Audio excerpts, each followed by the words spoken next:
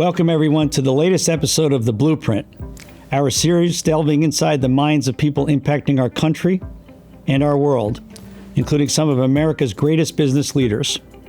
Through this series, we sit down with exceptional leaders from across the Rockefeller network to explore what drives their success, how they think, how they lead, and how they navigate the responsibilities that come with building enduring businesses. Today, we're joined by Gregg Lemkau, co-CEO of BDT and MSD Partners. Gregg's career spans nearly 3 decades at Goldman Sachs, where he rose to co-lead the firm's global investment banking business and advise many of the world's most influential founders and business leaders. That experience eventually led him to MSD Partners, a firm originally established to manage the capital of Michael Dell and his family.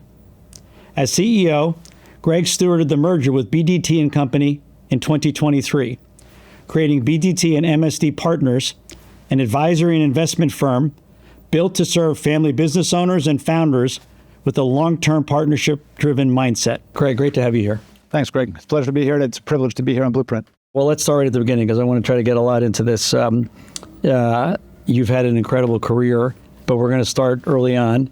And just for our listeners, the paths you've had, you had some exposure to the law, which we're going to touch on. You went into investment banking and had a long, successful career at Goldman, and now you're working with an incredible, another historic name and brand, but more of an entrepreneurial firm. Let's go all the way to the beginning. What drew you into investment banking, and touch on the little time in the law that you had, which helped shape that? Sure. So, like anything, if you look back at this stage, it looks like this career arc was unbelievably well orchestrated and thought out, and it was anything but that. So if you flash back to spring of 1991, I'm at Dartmouth College, and my career plan at the time was to go play professional soccer in Zimbabwe. That's the first time I've heard that. It was not a great career plan, and I will say I was not. You must have been a good soccer player to actually even think about that. I was a good enough soccer player to think about it. I was not a good enough soccer player to actually do it. And I think my process was just delaying adulthood, honestly. And I remember vividly this phone call from my parents, and it's funny because it was my parents, both of them calling me, which should have been a warning in and of itself. On a landline? On the payphone of the fraternity. Someone called me in from the outside and said, "Hey, your parents are on the phone." I was like, "Oh, that's interesting." My mom or my dad, they're like, "No, it's your parents." I was like, "Got it." And very gently they said, "Gosh, we've loved watching you play soccer. We've loved supporting your career. It's been fun watching you play at Dartmouth. But we did just help pay for an Ivy League education, and we kind of think you should probably get a job." And it was like the most gentle bit of career advice, and it obviously hit me at once. I was like, "Of course I should. I shouldn't be going to Africa to play soccer. It's a stupid idea." But it's now spring of my senior year, and I've not done corporate recruiting. I've not figured anything out, and so I decide on the spot I'm going to be a lawyer, because I could debate pretty well. I could talk my way out of most things. And I figured I'm going to go to law school and become a lawyer, but I had not taken the LSAT or applied to law school. And so now I'm scrambling around and sending letters out to everybody, to a bunch of law firms in New York. And fortunately, again, just to remind our listeners, letters, not emails, letters. Full-on letters. Yeah, this is pre-internet. Yep. So sending out letters, then having to go drive down and interview in New York. And I was lucky enough to get a job as a paralegal at Skadden. So Skadden, great law firm, great amazing, corporate M&A law firm. Amazing law firm, and a great kind of visual, image into the world of business and finance. And I was on the M&A team at Skadden, interestingly, but yet a paralegal. And that's things you learn as a paralegal. This is back pre-word processing. So this is, you redline a document, you're literally red marker, ruler, checking one versus the other. Lots of photocopying, lots of filing. And so the learning curve flattens out rather quickly as a paralegal. But I remember sitting at Skadden and looking up to the top and seeing Joe Flom, who was the legendary lawyer who ran it, and Peter Atkins. I thought their jobs were awesome. These guys were advising CEOs on deals. It looked like a lot of fun. They looked like they were about 100 years old to me as a 22-year-old at the time. They probably were our age right now, but they looked like they were 100 years old.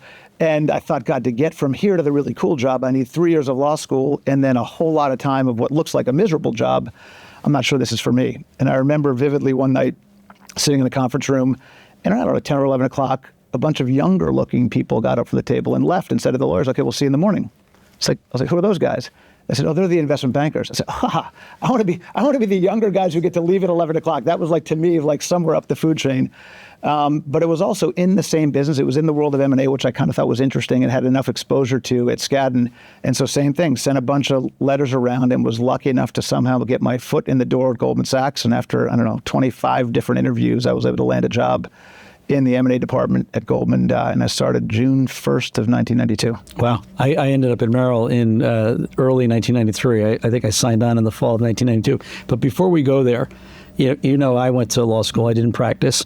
But I have said many times, and I believe this, that having gone to law school and having an understanding of the law has been an enormous positive for me in everything in my career since then, and allows me as an executive and a decision maker to see a different part of the issues around a deal, whether it's for a client or for, you know, our firm, or, you know, just, you know, things involved in running and leading a firm. Your exposure, you know, to Skadden M&A as a paralegal gave you some of that, right? Sure did. And it's interesting. I completely agree with your perspective, and having seen people who've been lawyers and then moved to be bankers or moved to be investors, I think their experience is better than most. And even when I was at Goldman, after a couple of years as an analyst, I was debating going to grad school still. And had I gone, I think I would have preferred to go to law school. I just thought it would have been a better and more relevant education at that point in time for me than business school. You know, while the paralegal job was clearly different, you weren't a lawyer, you were still inside, you still understood the issues and the deals, and it made you more attuned to looking at things from a different perspective. And I always think that the more well-rounded advisor is someone who has all those skills. And so you've used it over decades since then. Without a doubt. Yeah. So, you know, you had, and partly it was your parents prodding you and it was late, but you took some risk early on. You went, you know, you became a paralegal, then you get into Goldman on the investment banking side, and you get into technology. Before we talk about the substance of that, what are some of the lessons in terms of, you know, spotting opportunity but taking risk that you would impart to others? You know, because where you started, it is nonlinear. Right. It is for you. It is for me. I always say to young people, look, you might do the things you're talking about, but it won't be on the path you think. Life will intervene. But Gregg Lemkau took some early risk. You know, you went to paralegal, and then you're like, I'm not going to go to law school. I'm going to become an investment banker, send letters out, get into one of the preeminent firms in history, and then get into the technology side there early on. There's some risk-taking in that as well. So talk about the lessons that come out of that. Well, first of all, I'd say one of the great things about the culture of Goldman Sachs was really creating and allowing opportunities. And I think once early in your career you show you can be mobile and be successful in different places, then the whole world opens up. And it was interesting. The first move I made, which seems kind of silly in retrospect, I did my first year as an analyst in New York, and they asked me if I wanted to go out to the LA office. I think I'd spent like a winter out there, so they must have thought I had roots. I was like, no, I'm good. Like all my friends are here in New York. And they said, no, we'd really like you to go to the LA office. I was like, that's the same guy that asked me that question yesterday. They must not have talked to each other. And then I was like, no, I'm good. Actually, they do talk to each other, as you know. I'm like, that's interesting. And then they said, hey, actually, there's a guy named Gene Sykes who's going to be in town. He's the partner from the LA office. He'd like to meet you. I was like, okay, I get it. They're not asking anymore. There's no more inflection at the end of it. And so kind of on a whim, I picked up and went and did my second year in LA, which was incredible because, and I'm sure we'll talk later about Gene Sykes. It was such a formative mentor of mine throughout my career. But I was able to go out there and build credibility with a new set of clients. And then I came back to New York after that. And then in the middle of my career, I moved out to San Francisco to start up our tech M&A business. Then that world crashed down, and I came back to New York and moved into healthcare, where I think maybe I'd been in the hospital like twice in my life, once for my own birth and once for my first kid's birth. I knew nothing about healthcare, but it was a chance to go where there was a lot of activity. And a few years after that, I kind of got pulled out of that to go be the chief operating officer for David Solomon, so total internal management role. And after that, moved to London to go lead one of our industry groups outside the U.S. And then I ran global M&A, then banking. So probably 9 or 10 different jobs in different geographies, and none of which I'd raised my hand for. But after showing you're able to move around and embrace opportunity, I think more opportunities tended to open up for me. And I thought that was a great part about the culture of Goldman. And it was interesting. My wife would always laugh. She'd say, God, it's amazing. Every time it looks like you've kind of gotten really good at something and you're just about ready to coast and maybe have some work-life balance, they rip you up and give you something new. And I don't think it was that deliberate, but I also think had I not moved around that many times, I would have never stayed there 28 years. It wouldn't have been as interesting to me as the ability to kind of move around and do so many different things. You know, I have to say that I've competed with Goldman at Merrill and then Morgan Stanley for decades and decades, and it's been an incredible firm for such a long time. And I give the firm credit for maintaining it, and David Solomon steps in, and a few years ago it was more of a struggle, and now once again I think the stock price has doubled in the last 3 or 4 years. I think one of the secrets to their success is what you describe from the outside looking in, where they take a great talent like Gregg Lemkau and then listen to the stops, and they plan that, and they move people around, and they're comfortable with taking the risk because they know the talent. And it's something I've actually tried to build here, a much smaller scale. But it really starts with how good the person is. And if you start with world-class talent, then you stretch that world-class talent and you try to get them to do other things, expose them to other things, move them around. But your career is a shining example of that at that firm, and I really believe, and all I've done is compete with them. Right. From the outside looking in, I think that's one of the secret sauces there. Yeah, I think it's an incredible part of the culture, and I'd seen it along the way. It was each one of those was disruptive. I mean, you're kind of thriving in your career. You're running a certain industry group. You can kind of do the job in your sleep. Every client knows you. The calls are coming your way, and then to take you and move you in a completely different geography or a completely different industry and start over. Now, the skill it takes to kind of do that, I think, makes you better over time, but it's definitely commercially disruptive. And I think the firm always took a longer term perspective on developing talent and putting talent in interesting opportunities. I think it's been to the benefit of the firm for years and years and decades.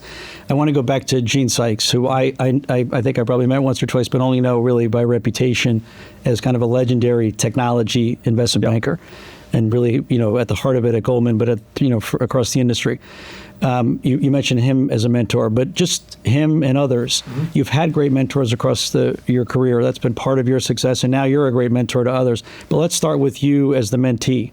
Yeah. Gene and others, who would you highlight, and what lessons did those mentors impart to you?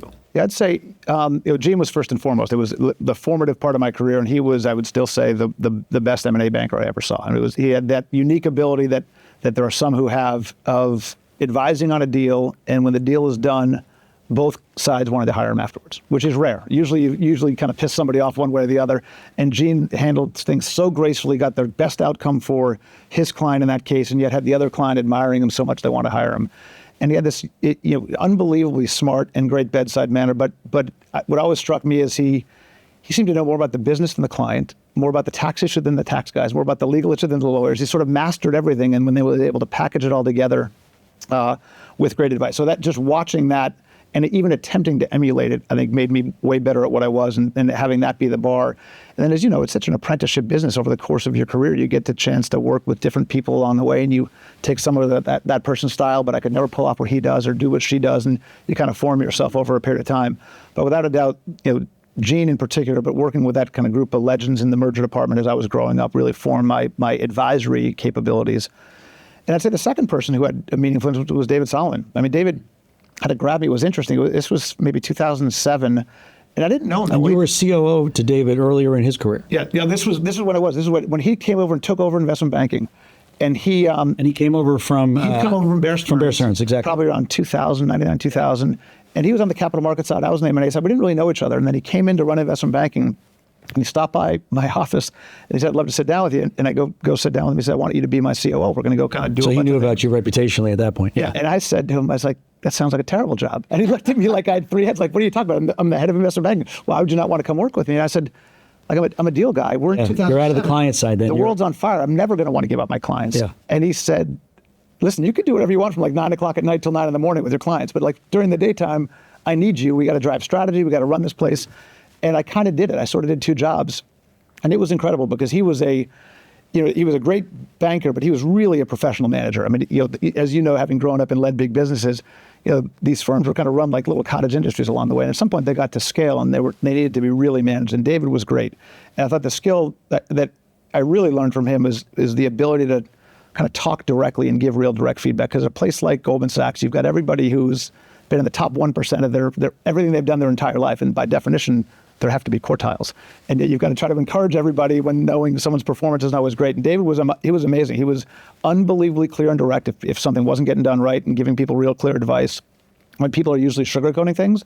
And he was really clear-headed on strategy. And so we talked about really building out the global businesses, trying to run these things truly globally, not by a bunch of Americans sitting in New York, which was my next job, was then moving to London to go run our tech media telecom group, but do it living in London.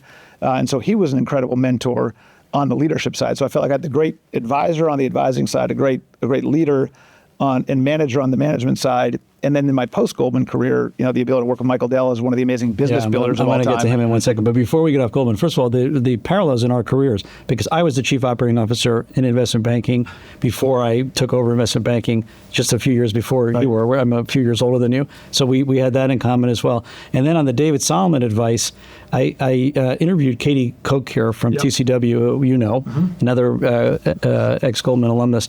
And I think on the program, she said, I asked her for advice from mentors, and she said that David Solomon gave her great advice on the way out, which was you like to be liked too much, and now you're going to be the leader, and you've got to be direct on the feedback if you're going to get the result you want to get. And I've actually had to learn that over the course of my career, and now I'm imparting that to younger executives as well, which is you've got to be direct on the feedback or you're not going to get the change. So the fact that David Solomon was like that 20 years ago is, again, probably one of the reasons why David Solomon's who he is today. Yeah, it's super impressive, but it's hard to do because a lot of these people have not taken that kind of feedback, but you really got to give it. It makes everybody so much better over time. And then the problem is when you start giving direct feedback, it kind of becomes liberating and you maybe do it a little bit too much. But it's funny, the person who took the COO job after me, she said, well, what's it like? I said, well, listen, if you need positive reinforcement, like, go hire someone to give that to you because you're not necessarily going to get it, but you are going to get lots of constructive feedback that's going to make you better at your job. It does become something once you get comfortable with it that really you need to obviously keep in balance, but it's incredibly important if you're trying to run a high performance organization. Yep. So we have it here as much as we can, and I keep talking about it. So that's a great thing for you to highlight with David. Let's take you to Michael Dell. So then you leave Goldman Sachs to go to, at the time, Michael Dell's family office before the BDT deal. So talk about that. Talk about the upfront dialogue with Michael. I know you think very highly of him because you've stayed there. You've been part of the merger. You're now leading the organization. But talk about the early conversation with Michael. What was he looking for, and what was it that caused Gregg Lemkau to leave a place that you were still thriving in after 28 years? That was almost 3 decades, and this was the launching point. So there had to be something incredibly attractive in that dialogue. Yeah, it's interesting. So this was in the middle of 2020. It was May of 2020. So COVID, interestingly, I was 50 years old. I don't know if either of those things were sort of formative in my head, but I'm sure they were bouncing around in my head. But Michael had been a long-term client. So we had a great trusted advisor-client relationship. We also had homes near each other in Hawaii, so I'd gotten to know him a little bit personally and gotten to know his family, which was important when you're leaving a big institution to go work for a family to make sure you're aligned on values. But he called me what at the time seemed out of nowhere. We weren't working on a deal together. And he started to talk about MSD, and we talked about MSD a little bit, but not a lot. And he had this long wind-up, and then at the end, he said, listen, I've talked to a lot of people. I think I need some leadership to take this to the next level, and I think you're the right guy to run it. And I was a little bit taken aback, and I said, like, my answer to any question like that I'd ever gotten in the previous 28 years was, thanks, but no thanks, I love my job. Like, super flattered. 9 times at Goldman. Yeah, yes. I was it's great, I love my job. And Michael's interesting. He kind of paused, as he wants to do, and said, I don't think you're actually listening to what I'm saying. So I'm going to go through it again. So he kind of goes through again why he thinks it's a good opportunity. And now the client brain is turned on. And all I'm doing is thinking about how I'm going to say no politely. How to let him down. Yeah, exactly. It's like, oh, that sounds interesting. I'm saying all the right things, but I'm not actually listening. I'm just thinking about how am I going to get the hell out of this thing. And then he comes to the end of his wind-up, and I said, God, you give me a lot to think about. It's amazing. Let me just kind of talk it over with Kate, and I'll get a couple days to come back to you. And right before he hangs up, he goes, hey, before you hang up, I made a top 10 list of the reasons you should leave Goldman Sachs to come to work for MSD. And I kind of laughed like, haha, sure. Credit to him, though. Yeah. And he says, no, I got it. And he sends it to me, and it's a text. And I'm like, and it's like 14 reasons. I'm scrolling the text. And, it was a mix of like really funny things and interesting things. The first one was, you're 50 years old. You should learn how to become an investor. It's an important life skill. It's like, all right, pretty valid point. Number 2 is like, I think I'll be more fun to work for than David Solomon. It's like, okay, and he kind of was knocking through a whole list of things. And none of them in and of themselves were the things that said, oh my God, of course. But for some reason, the fact that Michael Dell took the time to really enumerate that many things made me stop and think about it. Just that in and of itself said, all right, if he's done this, I kind of have to go think about it. And that then began a series of discussions over a few months where, I had to figure out what's my opportunity at Goldman Sachs. Do I want to continue to pursue that? Do I want to go be a CEO? I felt at 50 years old, I kind of was, you run a division at a big firm like that. It's a really big, important job, but you're still not the boss. There's still someone you're going to. And I kind of felt like I was ready to be a CEO and have the ultimate both authority and accountability. And as I looked at all the different things that had ever come across my desk, it was the chance to go be CEO of an investment firm that was already at scale with a mandate to grow it, with the capital behind that mandate to grow it, and then with this amazing business builder as a thought partner who also had a day job. And I was like, that thing, that's never going to happen again. And I kind of just said, you know what, this feels right, and said, heck, I'm going to do it. And so in August of 2020, I told David I was leaving. We had a little negotiation for a while about leaving. I decided to stay through the end of the year to get kind of through compensation and promotion and year end, and then moved on at the end of the year. Credit to Michael Dell. He knew how well you were doing at Goldman and how difficult it would be able to leave after almost 3 decades. Yeah. I mean, Michael Dell, he asked for a lot of things and gets them pretty quickly in life. But he knew this was going to be tough. He had his top 10 list ready. That shows why he's been so successful. Yeah, I mean, does. this was not, come over here and you're going to be like, fine, given how well your career was going. Fast forward a couple years later, and this, for all I know, might have been in the back of Michael's mind at the time too. There's a merger that comes, Yep. and it's a big merger, obviously in so many different ways. 2 incredible brand names. BDT and Michael Dell. How did that come about? And you were in the center. This is where the investment banking skills never go away, right? You must have been, front and center on every aspect of that. But how did it come about? And what were the original goals? And kind of where are you on that now? Yeah, so it kind of really came early on in my tenure, and it was my idea, and kind of Byron and I concocted it together and went to Michael. And did you know Byron? I'd known Byron from Goldman. So Byron had spent 27 years at Goldman. Yeah. As he said, he was a year faster than I was getting out the door. But he left. He left earlier, 10 or 12 years earlier. So he's started about, this company, right? And started this company. So he's about 10 or 11 years my senior, and had parallel careers, but about a decade apart. But the original mandate for Michael at MSD, when I went to MSD, it was a family office, but it actually had third-party capital. So we had a registered investment advisor, and part of the mandate was, take this and go turn it into a world-class investment firm. And really 2 things. One is build capabilities, because he'd just gotten a lot wealthier. The Dell take private had gone extraordinarily well, and so build broader capabilities to invest more. And at the same time, as the Dell family puts in more capital, grow that third-party investor base. Because once you have third-party capital, you want to grow it. And so it was really a mission to kind of grow the business and the capabilities and to broaden the capital base, because his eventual plan is to give all his money away. And his view is, gosh, why would we build this thing for the next 25 years, then have me give my money away, and then it goes away. Down. Yes. And so it was trying to build an enduring business. It was really that last piece that originally drew me to Byron, because I thought of all the different investment firms out there, I thought that the capital base and the investors he had was by far the most interesting. He had these multi-generational families who were looking for risk-adjusted returns, looking for diversification, and really looking for all the same things that the Dell family was looking for. And I thought what we at MSD were really good at. And so I initially reached out to Byron to say, listen, how did you do this? Because I kind of want to replicate it. And he wasn't going to give me all of his secrets, but he talked about how he'd built up his investor base. And he, at the same time, was thinking through, he'd built this amazing merchant banking model of advice and capital, but it was really equity capital only to families. And he said, these families now want credit, and they want real estate, and they want growth equity. And we had all those things. And so it really began a series of discussions over a year or two. And the more time we spent together, I thought I was taking MSD this way, he was taking BDT this way. And gosh, why don't we put them together and see if we could really build a more powerful firm together? And we went down to Austin to visit Michael. And he said, well, how the hell do you merge a family office with a merchant bank? And we said, listen, I don't exactly know, but if anyone can figure it out, the 2 of us can figure it out. And that kind of led us to structuring it. But there were a couple of moments in that session with Michael that we talked about cultural alignment. And there was a moment he said, listen, Byron, what is BDT all about? He said, listen, our most important thing is we're aligned with our investors. We're the biggest investor in all of our funds. And so we make sure whenever we put our investors' capital work, it means as much to us because we put our capital work. And that was exactly the same thing at MSD. I think the original mandate at MSD was, from the guys who ran it way before me, that Michael always said, listen, anything you put my money into, I want you to put your own money into. And they said, well, we don't have any money. He said, all right, I'll lend you money.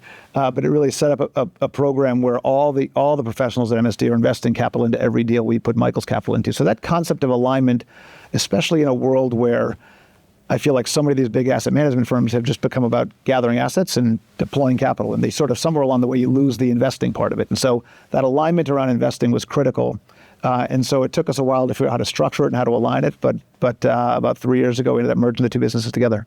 And it's been very successful, and you've continued to scale. So give for listeners or clients and everybody in the Rockefeller ecosystem, kind of a window into what is the firm today, some sense of scale and the strategies, et cetera, and the client base. And you started with the Dell family office, and under your leadership, you broadened that to bring in a lot of institutional and other money.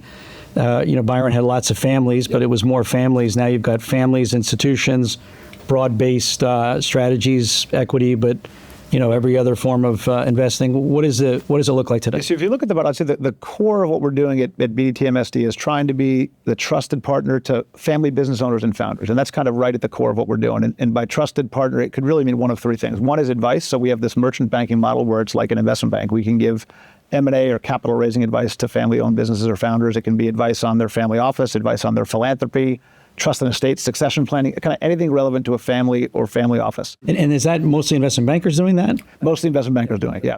It's a really good business in and of itself. It's also an incredible sourcing engine because, as you know, if you're with a family business owner and you walk in and say, hey, I want to invest in your business, and they say, well, we don't need your capital, you're like, all right, well, that was a pretty fast meeting. What do you want to talk about for the next 59 minutes? And this gives you the ability to really engage on the business and solve their issues for them. And then at some point over the next 10 years, they'll need capital to buy out a family member or a private equity partner or do an acquisition, and you're kind of under the tent. So it's a great sourcing engine, and it's a great business. So we've got the advisory business. We then have our investing businesses. And the investing businesses, we're now about $75 billion of capital, and that's private equity, private credit, real estate, and now growth equity, which is our newest business. And the mandate really for all those are investing alongside family-owned or founder-led businesses in their business. So that's the entire mandate of the private capital fund. Private credit is almost all family and family-owned businesses.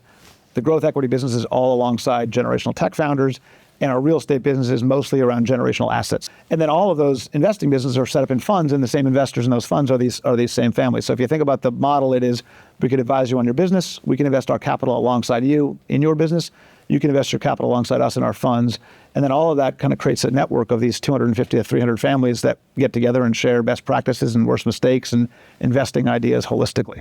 Well, it is virtually unique still in the space. Yeah, there's a handful of firms that are trying to do the merchant banking thing episodically. I'd say, I think we're the only ones who are doing what we're doing with a sheer focus on families and founders.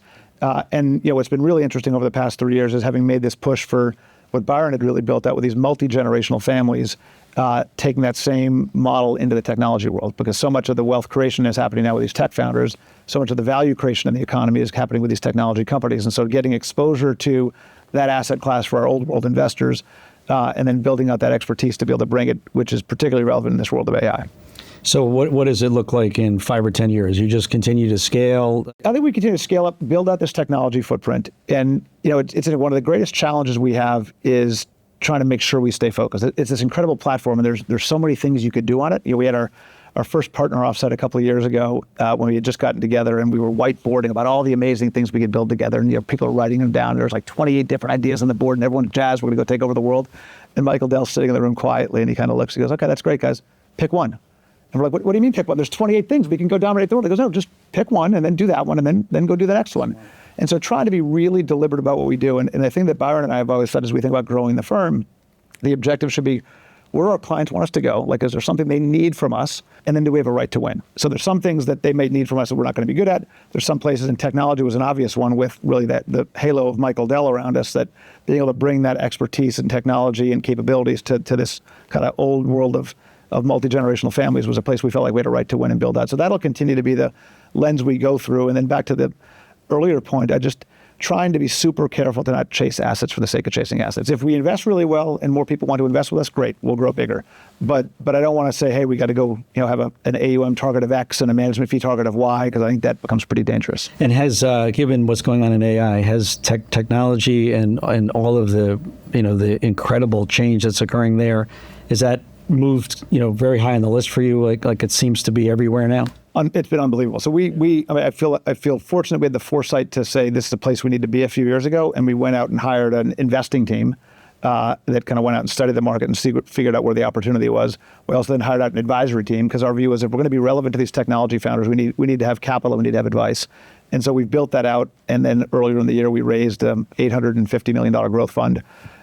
And we've been investing along the way, and we've had great access to kind of all the leading technology companies. And so the access we've got is great with the team we have. It's super helpful to have Michael Dell and the halo of Michael Dell around us, because founders want to be around him. And obviously the valuation environment is incredibly challenging. But as you've seen, the pace of technological change and the speed at which these companies are growing and generating real revenue and real profitability is unlike anything I've seen in my career. You and me. I mean, I keep saying that the pace of change is not only beyond anything we've seen in our careers, it is a spectacular new world for everybody, which causes you to be careful on the investing side, but also you've got to change the way that you're thinking about investing, no matter who you are, because there are things that are new. After my 38 years, there are things happening today that have never happened before, right? I mean, that's how you're... No, it's incredible. And the pace of the technological change is amazing. And the thing that is really hard to try to wrap your heads around is that same company that goes from $0 billion to $50 billion, because there's no defensible moat around it, can easily be displaced by the next person with the better technology right behind him. And so it's hard. You can't kind of project this stuff out forever. So try to figure out who has real defensible technology.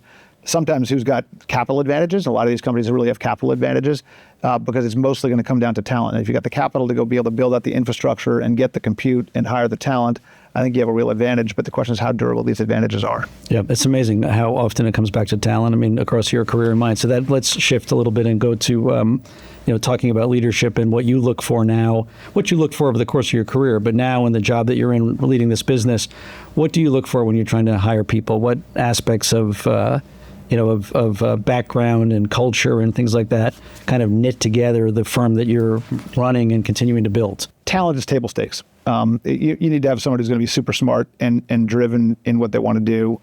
There's a lot of smart people in the world. And so the question is then at a relatively small firm, especially for the firms we come from, how do you want to knit together a culture? We've tried to build a culture really driven around teamwork. I think that was the root of what made Goldman Sachs successful. It was sort of, client first always, and then it's the firm and then the division and then your group and then you individually. It was never about the individual. So people who are prepared to put firm first, I think is super important as you're building out a team and building out a culture. That culture of alignment has been critical, both people who believe in what you're doing, and then just work ethic. And I'd say it's interesting. We've got somehow along the way, Byron had built BDT in Chicago, and there's this great Midwestern roots. And people are just nice. I mean, they're super hardworking and smart, but they're just nice. And I'd say MSD had this culture of people really aligned with Michael Dell, who's been this incredible role model and leader in the world. In the public eye for as long as he have, without a hint of controversy, and always doing kind of the right things and being incredibly philanthropic. And so people wanting to be affiliated with him are certain types. So I feel like we've got unbelievably hard working, hard charging, smart people, but who are kind of nice people that want to work in a teamwork-oriented environment. Making sure that culture persists has been important. I love hearing that, because that's the culture we have here, and that's what we're trying to build. We talk about excellence in everything, but a collaborative, collegial culture, horizontal connectivity, people work well together. And I don't know Michael Dell well, but I met him, first time I met him was in 2005 at Davos. Mm-hmm. I was with Jim Balsillie, who at the time was the CEO of Research in Motion. Yep. You remember Jim? Yep. I'm sure you provided advice to him on different things. And I remember walking away from meeting Michael Dell thinking that not only was he impressive and he's running this company, it's been so successful, but what a decent, nice guy he was. And one of the things that I have talked about over the course of my career, and I say this here at Rockefeller, but it sounds like you're building that at the firm that you lead, is the famous Leo DeRocher quote where he said, "Nice guys finish last." I say all the time here, nice men and women can finish first. But I also remind people that that's not going to happen unless the bar is high, unless you're pushing for excellence. So it's just not, if you're nice, it's wonderful, but, it's a corporation. You've got to do really well by clients. They're expecting excellence. So you got to push for excellence, but nice people can finish first. And it's really nice to be around nice people and to try to build a culture that way. Yeah, well, I don't know if you've read Michael Dell's book, but Michael Dell's book is called Play Nice But Win. Oh, I didn't even know that. I'll read it. Because he plays nice, but the but win part is super important. And he wins. And, that's excellent. And then the other quote. I'm going to quote him because that's exactly what I talk about here. And it's a great book. It's a great book because it's a great story through his career as to kind of how he got through all the ways he got to. And then the other one, which he says all the time, and we reinforce, is pleased but never satisfied. So you can be very pleased with what you did, but you're sort of never satisfied because there's always something more you're aspiring to. And I think those two things underpin a lot of how we think about building the firm and trying to shape it in his image. Exact same thing here. Jack Brennan, who ran Vanguard for years, is our lead director, and you probably know Jack. And Jack tells a story about when he was running Vanguard, there was a woman who was going to leave and was talking to Jack on the way out, and she said, you don't seem to understand how hard it is to work for you. You're perpetually dissatisfied. And Jack said to her, this is why this hasn't worked, because you find that to be a criticism, and I find that to be a compliment, which is basically what you're saying about Michael Dell there as well. Yep. So one other thing I wanted to explore, given your history as a counselor, and now you're working with all these families and family-run businesses and founders, when you're sitting across from them and giving advice, what do you think separates really good advice, which, again, you couldn't have had the success you've had if you didn't give. And you mentioned Gene Sykes, whether he's working for buyer or seller, everybody wants to hire him afterwards. What separates really good advice, when you're talking to a founder and a family now, from advice that, really doesn't resonate and isn't something that's going to lead that person to rely on the advisor later for something else? Yeah, listen, it's a great question. I think the really good advice is being asked a question and answering it really well. And I think the enduring counsel is sort of making sure it's the right question. And you sit down with a family business owner and a founder, and it's should I sell or should I raise capital, or how do I think about diversification? And it's really stepping back and saying, all right, what are your objectives? What are you trying to achieve now? What are you trying to achieve over the long term? And let's solve those first and then give advice. And then I think about over the course of my career, and I'm sure you're the same way, is the best advice I ever gave was often the deals not to do. It's unbelievable that you say that, because I've been saying this for years. I used to, sorry, I didn't mean to cut you off. It's so hard to believe, but I used to say this. People would say to me, you've had so much success as an investment banker when I was at Merrill Lynch. What's the secret? And I would say, give them the actual best advice. Don't be thinking about your bonus. If this deal doesn't happen, I'm going to make less money. Tell them. And so I would say to people, don't do a deal. I mean, to the clients, why are we doing this? It doesn't make strategic sense. You're stretching on value. But it's so hard for people to adopt that advice. And I think, listen, over the course of our careers, I do think Wall Street became a lot more transactional. And that part was lost along the way. But without a doubt, the trust you build by telling someone not to do a deal. First of all, they can't believe you're saying it because they know you're going to get paid if you do the deal. Totally. But the relationships you build by giving credible, trusted advice, those are the ones that last decades and inevitably come back and are going to be remunerative. But that's not the point. The point is just to give the fundamental advice and build your own personal credibility, because that's always going to be helpful in the long run. I mean, honestly, we know each other, but I can see why you've had the career that you've had. I once had a client, I'll leave his name out of this, but he was a longstanding client, CEO of a company for a long time, who wrote me a note after it was all done and he was retired. And it was one of the few notes I kept, because he said something to the effect that I benefited consistently from hiring the investment banker who was unlike all the other investment bankers. And it sounds like Gregg Lemkau fit exactly into that, and because that's the core central tenet. Right. Tell them the right advice. Don't, tell them not to do the deal. It's interesting you said that, because I think of the notes I got when I left Goldman, it was those kind of notes from clients that were the ones that were most valuable. And I'd say the thing that was also fascinating to get to this topic of mentor and mentees is I must have gotten like a dozen different notes or emails from people that always began with the same thing as, you probably don't remember this, but. And it was, you probably don't remember this, but in the middle of the financial crisis, you kind of stopped by my desk and told me everything was going to be okay. By the way, didn't remember it. You probably don't remember this, but when we won the Spotify IPO and the team in New York was celebrating, you called me in London because I was there with you at the beginning and congratulated me. And so it was all these little tiny things. It wasn't the big deal. It was always the little things along the way. And it makes you realize, because there's so many times in our careers, as I know, we were both trying to balance, families and work, that you're spending that extra hour in the office, like, what the hell am I doing? Or why am I taking this phone call from this kid in college who wants some guidance or mentorship? And it's those things above all the big deals you do in your career that really stood out and made an impact on people's lives. And it was really interesting to get that kind of on the way out the door at Goldman, because it made you feel validated for having done all those things. It's funny, and I'll remind my wife this, because she'll sometimes say to me, you always go the extra mile, and can't you cut back and function a little differently? And I say, I've got to do it the way that I do it until I'm finished. And part of the validation around that is what you just described. Right. As you start to look back, and the things that people highlight, they were the example you just gave. Why am I on the phone with this young kid? Not because of the kid, but just the marginal time, and you're investing it. And Kate, your wife, is saying, "Where are you?" And it's hard to do, but a lot of that is where you have the greatest impact on human beings and on people. Yeah, no doubt about it. Let's talk about, one more aspect of your life that I wanted to get into is the other things that you do. Yep. So we're now both together on the BlackRock board. So when somebody says Gregg, I don't immediately answer in the room. So you're on the BlackRock board, and I know how highly Larry thinks of you. And you're also, I think, are head of the board at Dartmouth. Yes. Yep. Another place you're giving back. So what are those experiences like, and how do they shape, your ability to do the job at, BDT MSD better? Yep. How does that all fit together? I think they're both amazing platforms. And listen, Dartmouth first, I was involved with that first, but just took over as board chair early in the year. Being a fiduciary at an educational institution is different than a public company, or that the stuff we've been used to advising our entire lives.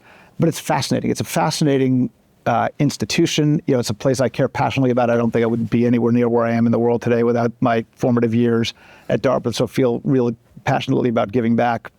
But just to see how something like that operates, it's just so different, and the complexity around managing an organization like that. The thing that I get a lot of joy out of, and is quite similar to what we see at BlackRock, because we have an amazing leader. We have a president, Sian Bailock, who's just incredible. And so it's been fun to be able to work in partnership with her and an amazing board and her leadership team through the kind of a tumultuous time in higher ed. And then Larry's amazing. Between running this firm and chair of the Dartmouth board, I didn't have a whole lot of opportunity on my plate to do things. And someone said, hey, you really got to meet Larry Fink. They're looking for a new director. They want someone with financial expertise. He wants to meet you. And I was like, I don't have time to breathe. Like, I can't possibly think about doing this. And they said, just have lunch with Larry. Of course, you have lunch with Larry. It's a mistake. If you're trying not to do it, that was a mistake. He's so unbelievably compelling, and I kind of take him through what an honor it would be to even be considered. But I don't really have time to think about it. He goes, oh, don't worry about it. We can do it in a year or do it in 2 years. We can do whatever you want to. Just meet a couple of my directors. And of course, you got to meet a couple of directors. All of a sudden, before you know it, you've met all the directors and you're back in his office. And he said, so when can you start? And yeah, he did a very good job roping me in.